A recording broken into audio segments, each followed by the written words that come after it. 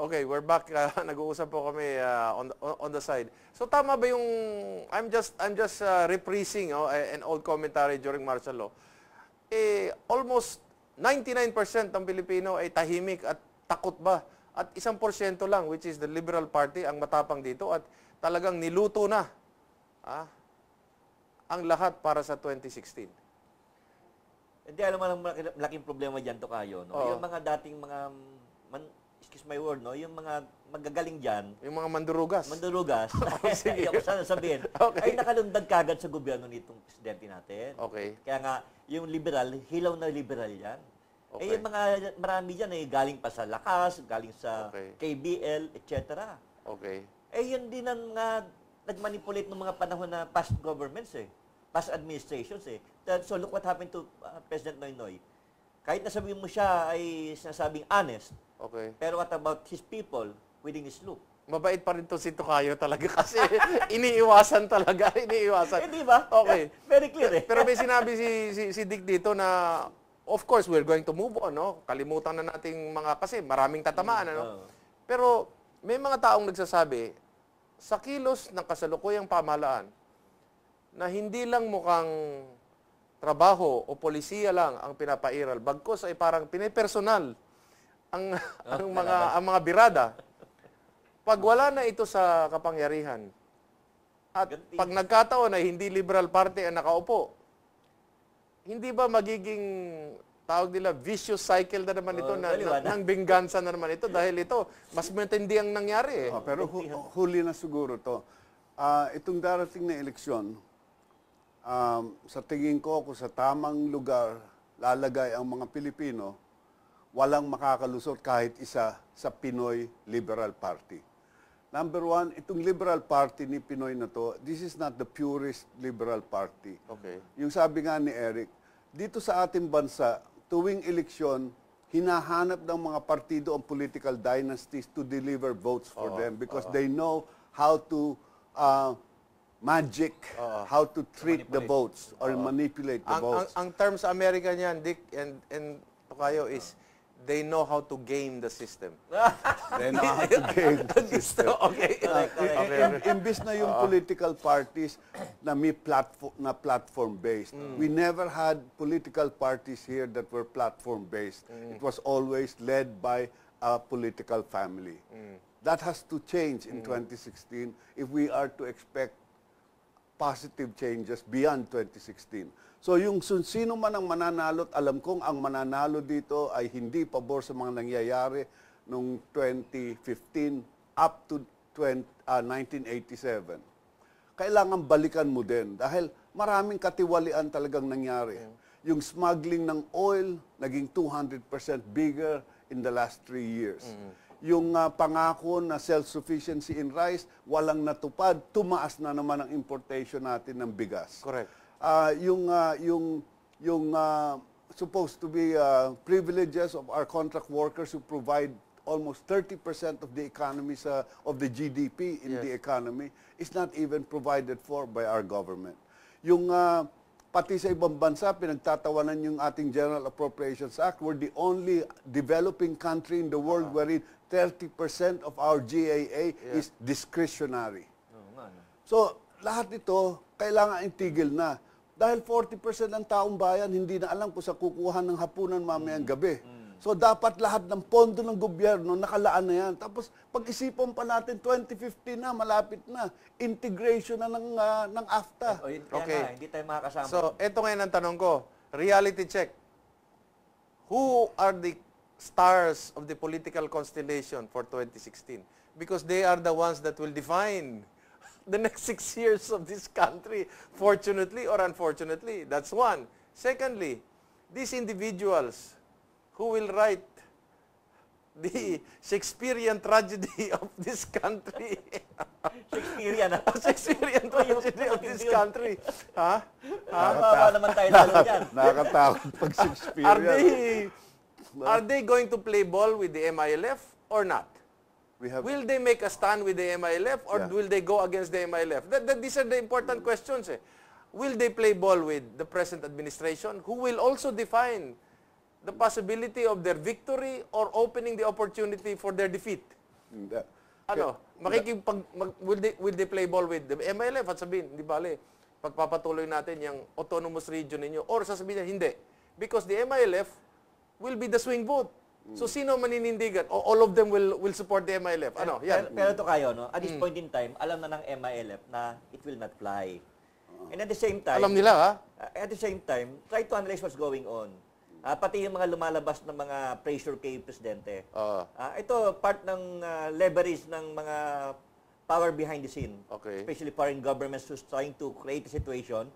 Just like you've watched the movie of James Bond, yung Quantum of Solace. How a leader was being whispered to cooperate or else. Very clear na ito, something's going on. And I believe that if the president will not be careful in what he's doing, the Mindanao will be balkanized. Lalo na pag yung presidente, Kasi there's a pattern. lalo na yung politiko, tumanggap na, no? Lalo na yung pattern nung nangyari sa Kosovo and Bosnia. Di ba? Exactly. Mas may weakness, may chink in his armor ang leader pag may tinanggap, di Yun ba? ang problema. Yun ang nakakatakot. Alam mo yung mahirap dyan. Or may sikreto sa closet niya, no? They have to go back to what happened to Marcos. Okay. Nakaalam nila, wala nakakaalam. O Okay. saan natin dideposto? Switzerland? Oo. O other places? O look what happened, no? Edsoan. Oo. Yun ang pinangano sa kanya, kaya wala siyang magawa eh. Okay. You see? Eto, ganyan din ang situation. Without, katulad ngayon, alam na natin kung saan dinidepostong bangko sa Port Bonifacio. Di ba? Hindi na may bank yan. Hindi na, iba na ang pangalan. Ano nang bangko na yan? Ay, hindi ko na muna sasabihin. Pero ang may-ari sino? Kapatid ni Major Bersac. Siya rin. Siya rin. Kaya yun ang worrisome. Without the president knowing, nakala niya, wala nakakaalam. Ang dami na nakakaalam eh. That's how these people operate, itong mga ano. Beholden ka, bablackmailing ka in the process na hindi ka na makakapiyo kung anong gusto nila. Hook, line, and sinker, you will follow. Kasi nakatanggap ka na. Yun pa ang malaking problema. You see? Kaya nakakatakot, nakakaawa itong bayan natin. Na Okay. yung mga leaders natin kayang-kaya. Dick, I will ask you this question, and this is what Senator Kit Tatad has told me. And in a sense, I agree with him. He has spoken to some Americans, some foreigners. They said, you have great credentials. You will be a good candidate for the Senate and for higher office. And I think there are many individuals, many Filipinos who can be good senators. They are not just known right now, no? Correct. Good material, matatalino. The problem is, when they decide to run, they are going to go up against greater vested interests that will make sure that their voices will be drowned out and they will not be allowed to win, because for them to be allowed to win will be A blunder. the unfolding of all this of all this stealing and Systems fraud. control. Ah? Systems control. And sabi ng tatay ko, regulatory capture. Okay. So, anong gagawin natin? Sa tingin ko, napapanahon na talaga na magkakaisa na itong samahan, itong lipunang Pilipino. Sa tingin ko, napakarami ng bagong Pilipino na naniniwala na panahon na bawiin. Dahil wala doon sa mga lumulutang na pangalan na makapagbabago ng landas natin. Sila, they will just steer it towards where the elites of this country have always wanted to be. Kung saan sila gustong dalhin, sasama sila. Doon sila sasama. Pero ang awareness nga nandiyan na. So sa tingin ko, kung sino man yung bagong muka na magiging bagong leader ng tunay na oposisyon, he has to be purist in a way. No? Purist meaning to say na wala nang kalokohan, paniwalaan niya dapat na ang taong bayan nasa likuran niya. Paniwalaan niya dapat na ang taong bayan naiintindihan na ang nangyayari sa ating bansa. At ituloy mo na in a purist way. Wala nang lokohan, wala nang na ang programa mo, plataforma mo ay para sa karamihan ng Pilipinong naghihirap. Iangat mo na sila. There's no other way we can sustain economic growth or we can absorb AFTA integration unless we help the poorest of the poor in this country. Otherwise, our nation will be littered with dead bodies. Tokayo, in the absence of a Filipino ideology, Pero actually, nandiyan sa mga libro natin, ha? I-calculate mo lang yan. Nandiyan lang yan. Babasahin mo lang, eh. Oo. Correct. In the absence of a Filipino ideology, we badly need a philosopher king, a philosopher president. We don't have that. Oo nga. Correct. Wala tayo ngayon, ano? Wala pa. Wala pa. Wala pa. At Pero pag nandiyan na marami. pero pag Isa ka na doon eh, pwede ka eh. Hindi, pero Kasi pag wala kang haring may filosofiya sa buhay, kailangan lang talaga break. paano siya magpapatakbo ng gobyerno kung wala siyang sariling pinaniniwalaan? At yung mga sinasabi lang niya sa kanyang mga talumpati ay gawa-gawa ng mga manunulat na mas may pinaniniwalaan kaysa sa sarili niya. Paano, please tell me, paano yan? Ayan nga ang mahirap paliwanag dyan, Tukayo, dahil yung puppet governance Oo. ang nandyan eh. Oo. Ha? Paano natin mabibreak yung puppet governance? Ha? Number one, yung blackmail sa mga leaders natin. How can you break it? Tell me. Ha? Kailangan talaga rito magmirakulo ang nasa taas para may mangyari ng tama rito. Hindi nangyayari na yun. Inumpisa na yung miraculo na yun.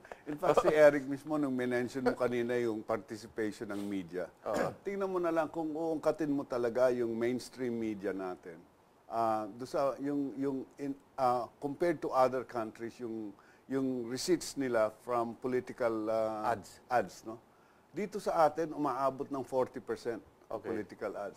I-compute mo yun, eksakto eh.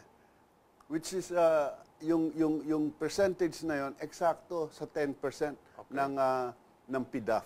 Okay. So meaning to say, bawat senador, 10% ng kanilang PDAF, ginagamit talaga for PR work. PR work. So wala silang ginagastos, wala silang ginagawang matino itong mga walang hiyang to.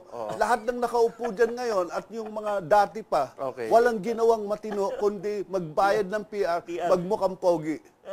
Andyan yung Cayetano, andyan yung Binay ngayon.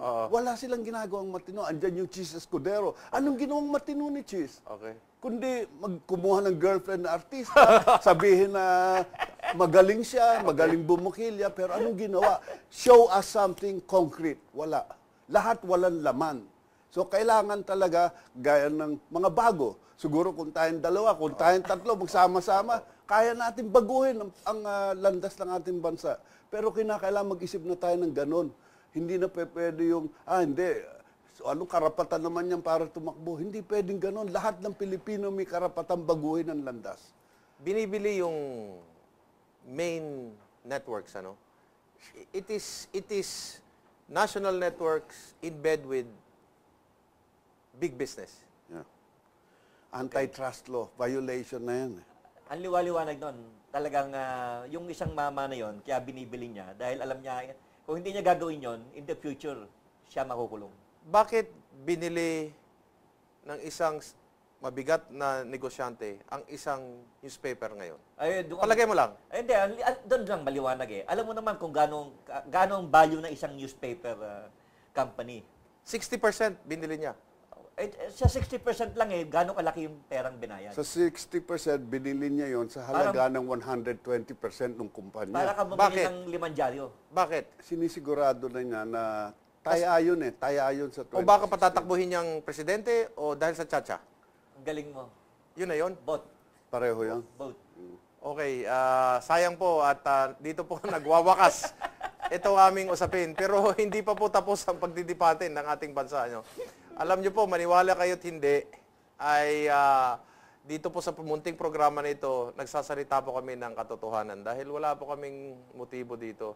Basta't lang makapagbukas kami ng kaunting ilaw, konting tanglaw para tuwing hakbang ng bawat Pilipino ay magising naman kayo ng konti at tama at maging tuwid ang tinatahak ninyong landas.